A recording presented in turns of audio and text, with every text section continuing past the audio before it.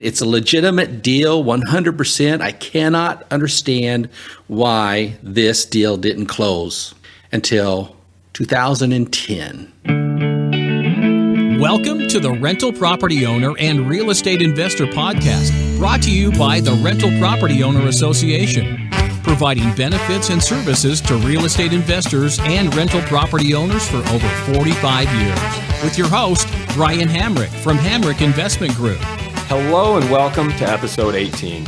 So as real estate investors, we are always looking for the best deal possible. And that journey of finding great deals can take us in many different directions. You know, it's not always a straight line to get to where you want to be as an investor. There are many ups and downs. Sometimes we put ourselves out there in a way that exposes us and we suffer setbacks, and that can be quite painful. And you have to get into the right mindset to accept that way of life. And part of that mindset means knowing how to deal with the setbacks and sometimes the failures as well.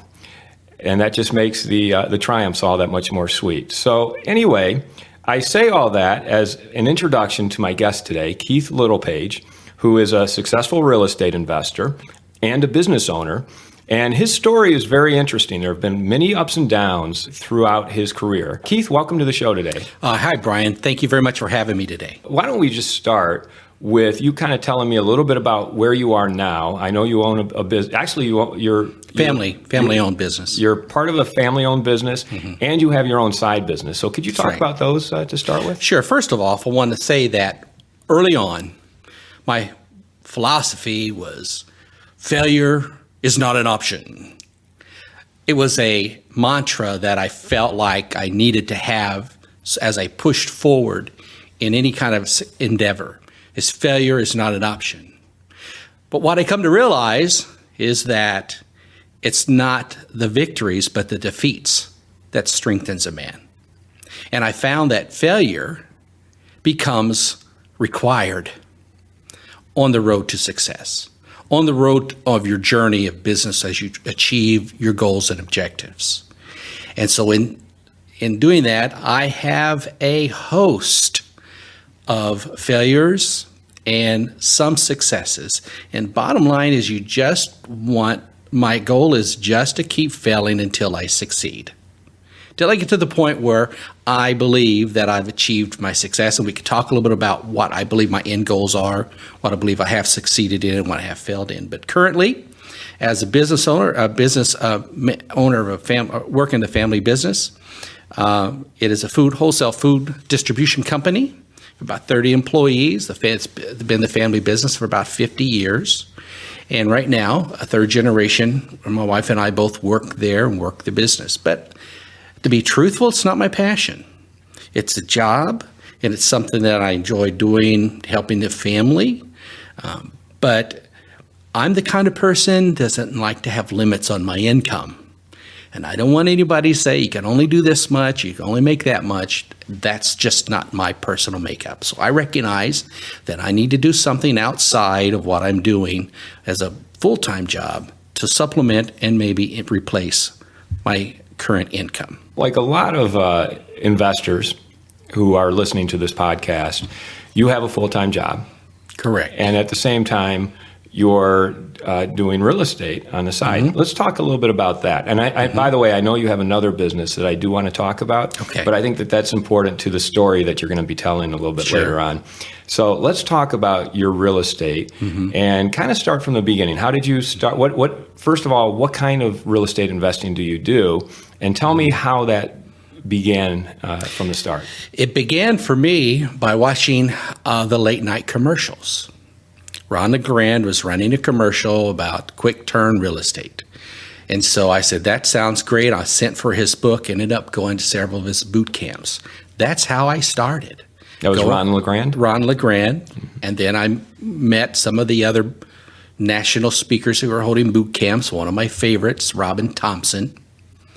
She is very much involved in rehabbing. She's called the Queen of Rehab, and a lot of people may be familiar with her because she's been to our conference. I had a little influence in making sure she came to our annual conference to speak to our group. Right. She's been a very popular speaker at our conference. And she really is one of my favorites. She's just got such a great story. And so I took what they taught me and started off in the mid-2000s, around 2003, 2004, and I rehabbed some properties. And the first property I made $8,000, and I made tons of mistakes. And my attitude was, if I could screw up this much and still make money, I'm in the right business. So started off and bought more properties, got in a relationship with some realtors who were trying to find me properties. And so we wholesaled, and we also rehabbed about 8 properties up until I got distracted from that and started to go into land development down in Florida. That took my attention off of the local market and took me down a path that was very, very dark, turned into some very dark days. And we're going to be talking about those dark days, but let's focus on the before that. So you were doing some fix and flips. That's correct. Basically. And what period I was call this it now term? Residential redevelopment. Residential redevelopment. That's a great term. What period was this? 2003, 4, and 5, and then 2006, I ended up getting stuck with some properties because they weren't selling. I rehabbed them, and by the time we put them up for sale, nothing was selling. So I started renting them. That's when I became a landlord. A reluctant landlord? A reluctant landlord, and unfortunately for many of our members, they seem to know how to do it right. I'm one who didn't know how to do it right. So talk about that a little bit. What was it? Why did you decide to manage in the first place as opposed to get a professional management company? I think the margins, profit margins, were too thin, and I asked one national guru, says, how many properties do you think you need before you should get a professional management company? And he said 1. But I didn't listen to him and ended up holding a couple. And then on the downside of it, I had to let them go. So so this was you kind of got stuck with them in 2006, going into the Great Recession. So that was a tough time for everybody. Right. What were some of the mistakes you made as a landlord? I think one of the mistakes I made was being too soft and too nice and hearing their sob stories and giving them a break and letting them take advantage of me. Maybe that I don't think I'm just the type of person that can look at a hardship and turn and be a businessman, and because in reality, this is a business, and if the people aren't playing by the rules, you need to be firm with them. And I think that's one of the failures because I didn't have that mindset at that time. All right. You were just too nice. I was too lenient and I was undisciplined. I should have been more disciplined with them. And I should have been disciplined with them as my tenants, and I let them take advantage of me. And that's nobody's fault but my own. I imagine what happened was your expenses were too high and you weren't able to hold on to the property, or did the banks? I mean, talk about that a little bit. What kind of trouble did you get into? It was very difficult to fill a property at that time too. This was getting into 2008, and you just couldn't get the rents where I needed them to be. I got them over leveraged. So. Do you have bank loans on I did those, everything wrong. You did everything? I got into them with private money, and that's one of the neat things that I've learned, at least that I know how to do right, is I know how to use private investors for funding. But if I don't turn that property within 6 months, one of the things that I tell my private investors, I will cash you out with a conventional loan. Because by the time you get them to that point, when you buy them distressed and you rehab them, and then you get them up, performing, and you reposition the property to the point where up to the point where it's maximum value, then you've got a performing property or a property of greater value than when you purchased it. Because I never put my investors in their loan to value is lower than is lower going into the deal, so I could take it to a bank and refi. And so that's what I did on these properties when I couldn't get them sold. I wanted to make sure I stayed true to my investors. And so they didn't get hurt. I cashed them out and put conventional loans on them. Okay. And back in the day, private investors' loans were not cheap. No, what were you paying? Back in 2000, and I think I was paying 8-9%. Okay. I can't quite remember. I can't quite recall. So, But it was very expensive. so did you then 11%? you cashed them out by getting a conventional loan on these properties, Right. But then it sounds like what happened was even the conventional loan was unsustainable. That's correct. Because you weren't able to get They the weren't rent or cash the flowing. occupancy That's right. and the cash flow to pay them. Mm-hmm. Okay. And I got in a bad way, and I want to say shout out to Tom and Allison, the Coatsiers. They really pulled my fat out of the fire on that one. Maybe that's not the right term to use.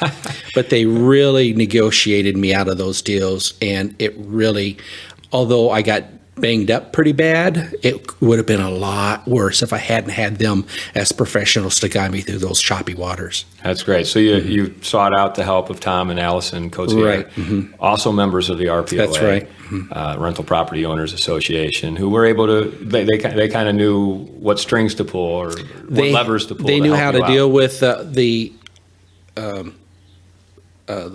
note holder and get them marketed and get out of the properties without getting too injured. Great. But so they got me out. So because I looked at it as a business that I just need to completely shut that division down, take my losses, and they helped me do that. Okay. Okay. So so tough times there. I mean, you had a great ride up from 2002 to 2005, 2006. Well, everybody got hurt at that point. You're certainly not alone in that regard. What happened next? Well, I teamed up with a partner, and we started looking at properties in high markets, high appreciating markets. So we started chasing appreciation, and we looked all throughout the country. Where can we go for appreciation and go into commercial? And that led us down to Panama City Beach, Florida, because they were constructing the first airport in the United States in over 20 years. It was being constructed down there.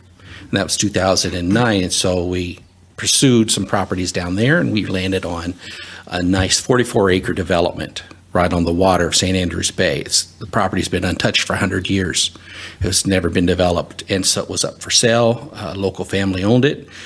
So that journey took me away from the local market and got my focus off the local market. And for about a year and a half, we chased that property looking for money, went through some real challenges of finding funds to do that deal. Talk about that's a big transition there to go from the local market, fix and flip or residential, what did you call it, rehab? Residential redevelopment. Residential redevelopment to then going out of state, a commercial, and it looked like you were buying land for development. So that's a big leap. How did you decide? How did you make that leap in your head and say, hey, that's what I want to do? Well, that's a really good question. Why in the heck did I do that? I'm just wondering. I mean, was it your partner who said, hey, we have these opportunities elsewhere, or what was it that led you down there to Florida? I was attracted to that type of activity. And we felt we found something really special, and it really, really was special. We were going to call it Sanctuary Beach. It's a development of 44 acres of residential and tourist type homes, and it was down there in a beautiful location. So that, and we realized that if we could pull this off, we can make a lot of money. And the plan was to pull. Were you going to develop the land to build multi-unit or just single-family housing? What exactly were you thinking? There was two phases to the property, and then one was off the beach. We were going to build houses and sell them as, maybe out on as model homes, and people come in and they can pick out their decor that they would like. And then the lake on the waterfront, there were 18 100-foot lots that we carved out that would be at least $1 million a piece if we just sold the lot. And then we would provide either the sell, or we could provide the builders to build out the property for them.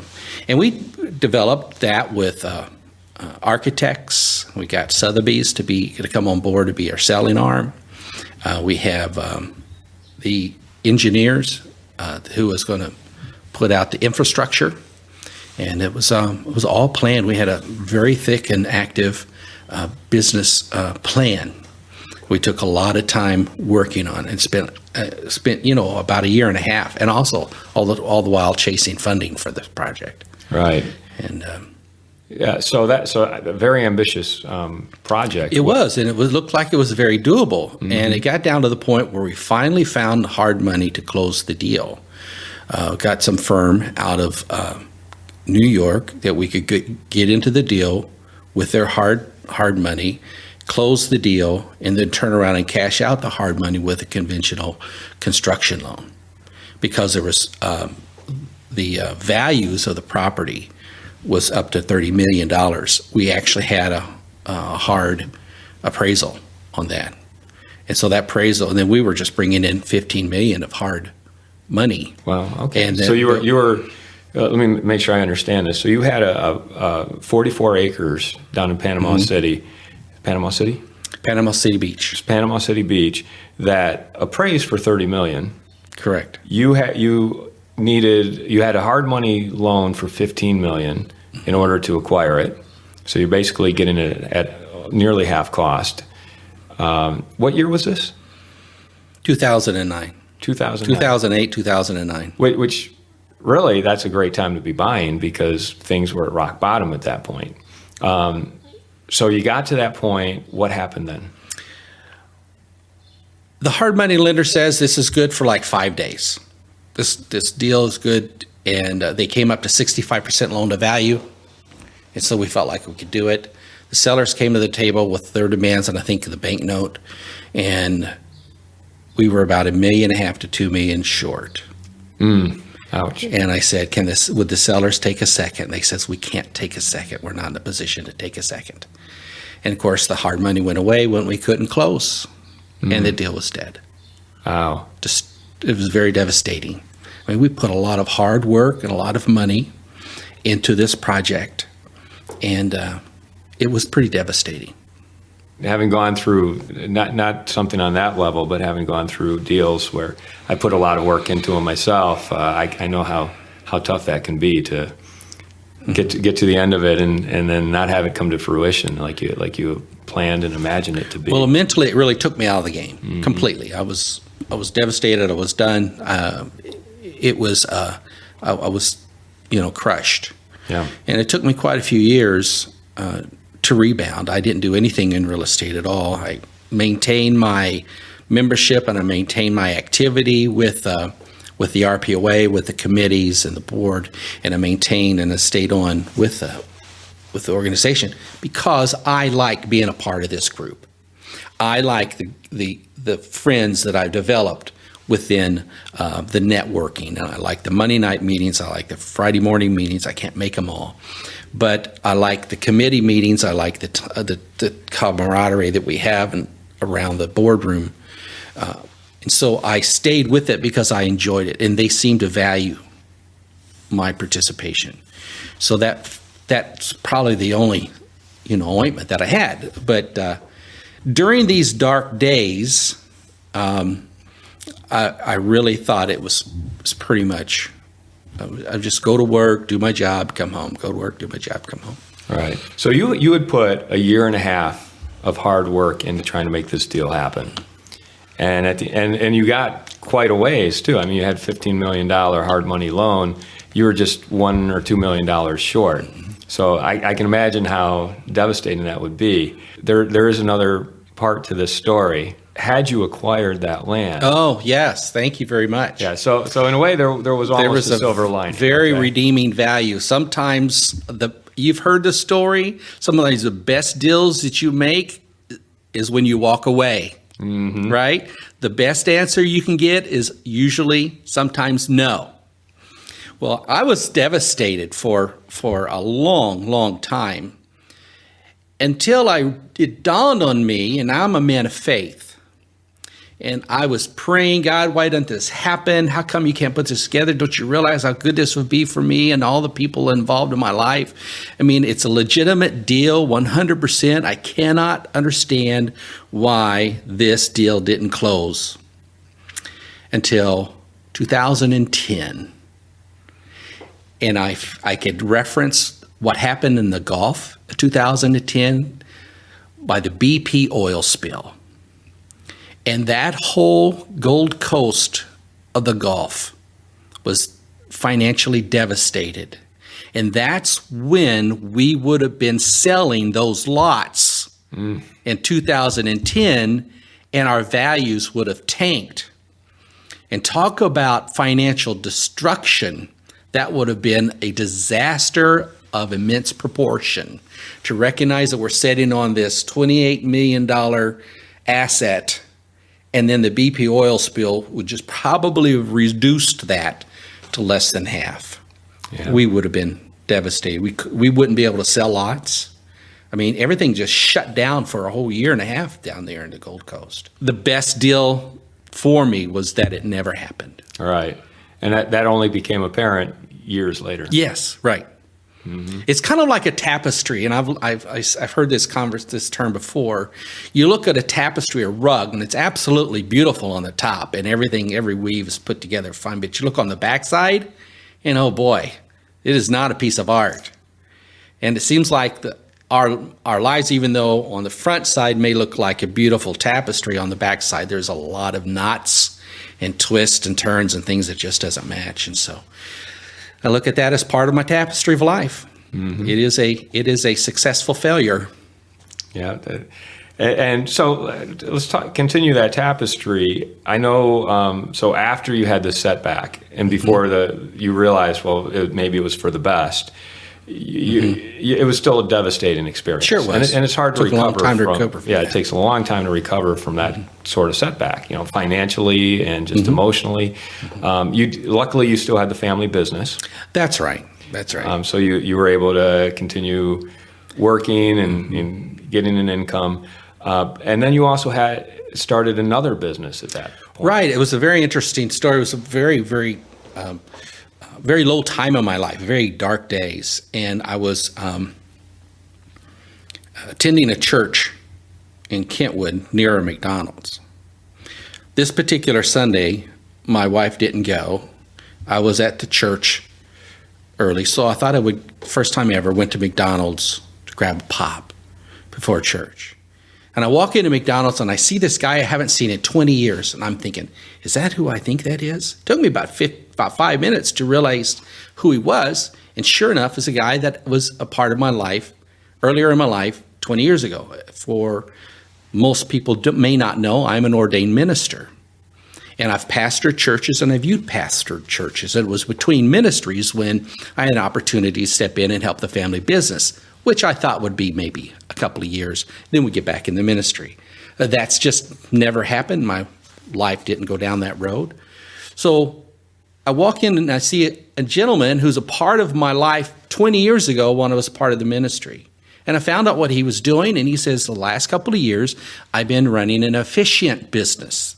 He was not a full-time minister at the time, and he was put a website online, and a lot of people who don't have pastors, who are getting married, or who are coming into the neighborhood or coming into a destination wedding from Chicago or the other side of the state, they want to get married locally or on the beach, they will contact someone. They'll go online and find out a wedding minister, and that's what he does. He ran his business, and he says, I've been in it a couple of years, and I'm moving to Florida, and I've got a couple of weddings. Why don't you take them for me? That's how the relationship developed after we connected and found out, what we were doing. He says, yeah, I'm leaving about a week. He says, I said, what are you going to do with your weddings in 2012? What are you going to do your weddings? I'll probably just cancel them. I says, well, wait a minute, let's talk. And so what developed was, after his conversation, I took those weddings, developed my own website, foreverido.com, which now goes to my Facebook page. Let's give that a plug again. Forever I Do. Yeah, I'm not in. Foreverido.com. Yeah, Okay. thank you very much. And I did that for 3 years, 2012 to 2015, and we've done over about 150 weddings. And it really showed me that I can be successful. It really brought my confidence back because let me tell you, the reviews on my weddings are stellar. 5 stars across the boards. I have succeeded tremendously in that business.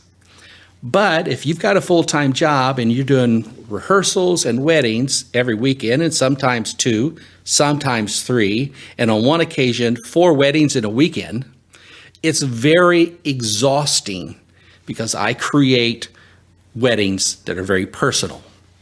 I take a lot of the personal information, tell their love story during their wedding, and I really write every one of those weddings. And so my wife and I worked together in these, and we were extremely successful. But we can't continue that kind of lifestyle.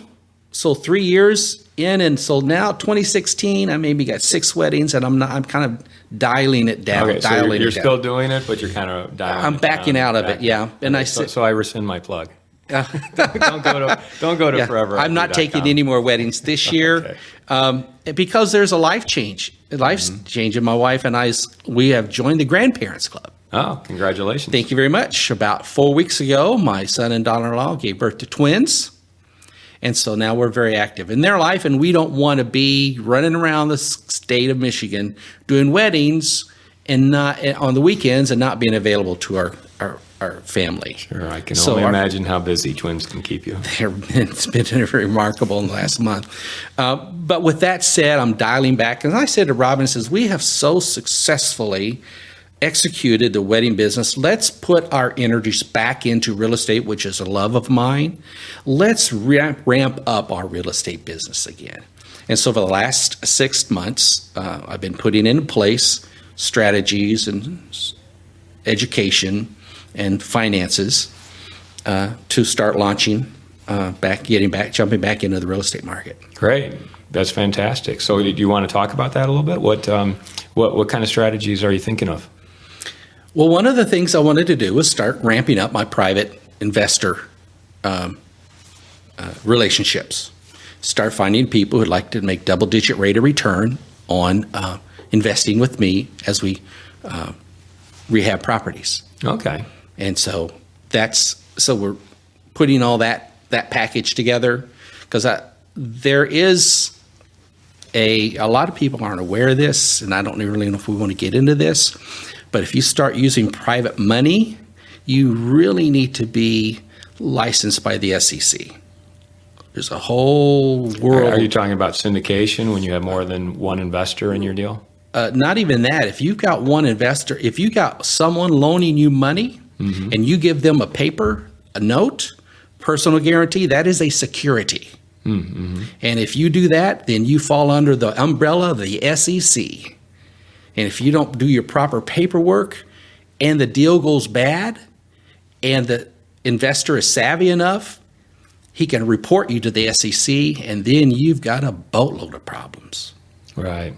Well, I'm familiar with that from the larger syndication model because I do apartment deals where I bring in multiple investors. So definitely I have to contend with the SEC rules and have a private placement memorandum. That's right. And register it properly. That's right. Which, I don't do that. I have my lawyers do it. That's right. But so I know I didn't realize that. Is that only after you do a certain number of deals? Like if you just have 1 or 2 deals? I'm not an attorney. Okay. All I know is if I'm going to take money from somebody and I'm going to give them a piece of paper, whether it's a mortgage note, which I do, give them a private mortgage, along with a personal guarantee that shows the mortgage shows a rate of return, has terms and rates on that, and has an asset supporting the mortgage. Right. So when you transfer that, you fall underneath an umbrella. Okay. So do you have a lawyer who helps you? Yes, I'm working with an attorney. Right. I think that's just good for anybody to realize. It is. Like if you're going to be doing business with someone and using their money, you need to make sure you've got a lawyer and the documentation is airtight, because you can run into a lot of problems. Especially if it goes bad. If the deal goes great, you'll never know about it. No one ever knows anything, but just about the time it goes bad, you could get in trouble. So that's what I'm setting up right now. One of the companies that I've been working with in finding financial resources for money is Aurelian Funding. And John Siren, I met at a boot camp, actually. Alan Cowgills, who teaches private lending made easy, at his boot camp, went to his boot camp last October, and he had this gentleman called John Siren of Aurelian Funding. Aurelian, A-U-R-E... A-U-R-E-L-I-A-N. Okay, Aurelian Funding. So John promotes, with his clients, he takes on clients, and he helps them manage their capital. And one of the things that he does for them, for their clients, is he develops, works with them on finding for them unsecured lines of credit as a business. And I thought that was pretty attractive. I developed a conversation with him. I found out the guy's from Grand Blanc, Michigan. Oh, okay. I'm down in North Carolina at a boot camp by Alan Cowgill, and I meet this guy from Michigan. And so we struck up a conversation and a friendship. And I said, John, you need to be promoting this to our group. And so John and I began talking about introducing Aurelian to the RPOA and the REI West Michigan Club. And he was at their annual conference, and he just spoke last month or earlier this month at the REI Club on a Monday night. And so he's introducing himself and his services to our organization.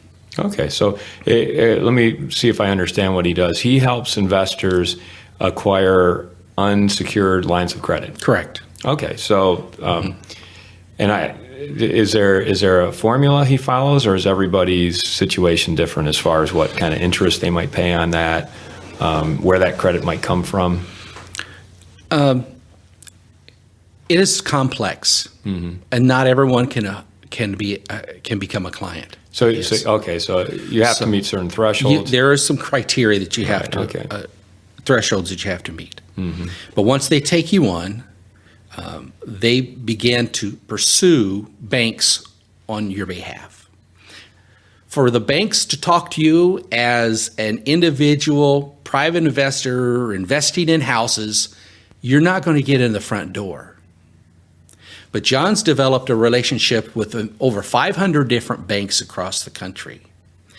And he has brought his clientele to those banks, and those banks trust John because the clientele that he brings to the banks don't default. And so these banks have now presented programs where a small business, and it doesn't have to be real estate related, it could be any small business, can become a client of Aurelian Funding. And they take you as a client and introduce you to all these banks, and these banks then will distribute out certain levels of funds. Interestingly enough, I signed up my wife March 31st, and we set up her business. She's going to be into designs, so I created this LLC design company for her. We applied through Aurelian Funding, and they just said the funding is complete. Got the email today. It's there now for her to use for her business. And it's a line of credit, so she can tap into it as she needs it. It's not like a traditional bank line of credit, but it's issued to you in the form of credit cards. Okay. And each card has its own balance credit limit, and each one has its own rate. And oftentimes the rates are zero interest for the first year. Oh, okay. And so you can access these and of course, this is a business tool. This is not for personal consumption. Right. You don't want to do this just to pay the bills. You don't want to buy cars and boats with this money. This is your business. And this is, if you have to rehab and you need a line of credit to purchase some supplies, you want to pay your electrician, you want to pay, this is perfectly for what this tool is for. It is not acquisition money. But this is only the first step with the relationship of the Aurelian. Because now, 3 to 6 months down the road, my wife's credit line is going to be increased. So they continue to go back to the banks and increase the lines. And initial $40,000 could turn out to be $80 to $100 to $150 in months and years to come. And then once the banks learn what you're doing, and you've shown them that you're good at what you do, then the door opens for other kinds of funding. Then they'll look at you and say, hey, I want to be a part of what you're doing, and this is what we will do for you as a bank. Oh. So I really love the fact that you could enter into a relationship with Aurelian Funding. It doesn't cost anything for them to look at you. It doesn't cost anything to give you an estimate of what they think they can raise. Unsecured, not tied to W-2s, not tied to a property. It's unsecured business lines of credit. Okay. So if someone's interested in talking to John, how would they get a hold of him? Talk to me. Talk to Littlepage. Okay. So I'm John's connection in Grand Rapids. Okay. In West Michigan. BlueSkiesFunding.com takes you right to their application page. Spell that out. BlueSkiesFunding.com. BlueSkiesFunding.com. That will access you to Aurelian's landing page, and then you could look at their testimonials. They work with real estate groups all over the country. The big real estate group in Connecticut they're working with. He has been asked to speak at all of Alan Cowgill's boot camps. Alan Cowgill is known for raising private funds, and so he wants his student to be a part of Aurelian Funding. So it comes with a lot of credibility. And that's very important. It's a company that you can trust. It's a company that will work hard for you and help you secure the funding that you need for your future business, and it doesn't have to be real estate. Thanks for dropping that information about Aurelian Funding, and you can get in touch with Keith at BlueSkiesFunding.com if you want to learn more about that. Keith, as we wrap it up, I want to go back to the theme of success. Sure. Because you kind of started with your mantra in the beginning of how failure is not an option. Failure is not an option. But yet you failed several times along the way, sometimes for reasons that you couldn't even comprehend at the moment. Totally out of our control. Totally out of your control. The Florida deal sounds like you dodged a big bullet there. I did. At the end of the day, when you look back on it, wow, you really could have. As devastating as it was to not succeed in that deal, it would have been even more devastating to have actually acquired that deal. It would have been. And then suffered the ecological damage to your property that happened during the, what was it, the BP oil spill. So, but just wrap it up by kind of talking about where you are now, how you're gearing back up with the real estate, and how your definition of success has changed over that period. Sure. One of the things I want to make clear is that I'm not a complete failure. I'm successful. I think that's clear. Successful in running the family business. I'm a successful father. I have a great son his wife just gave birth to twins. And we have a great relationship. He's finally going to get away from the babies tonight. We're going to go see a movie together. Roger may be involved in our future real estate business. So I have a great relationship with my son, which I'm very proud of. Very successful father. Very successful husband. I do everything she tells me to do, and I'm very successful at it. We have a great relationship of over 32 years of marriage, and everybody who knows Robbins knows she's an absolute joy to be around. So we're now taking our stage of life of where we are and ramping up our real estate business. And we believe that our success now for what it looks like is to be able to be financially independent in 2 to 3 years. We believe that's possible, and then that's what we're pursuing. Because as the grandkids come into our life, we want to start backing off of multiple businesses and start focusing on the one that generates the best income for us. Brian Tracy wrote something in an article many years ago, and I repositioned that article to say financial freedom for us is when we don't have to constantly think about how to make money next week or next month or next year. So once that worry has been resolved, then you have time to think about the things that are really more important. How you can be a benefit to those around you. How you can impact the world around you without being burdened by trying to make the next buck.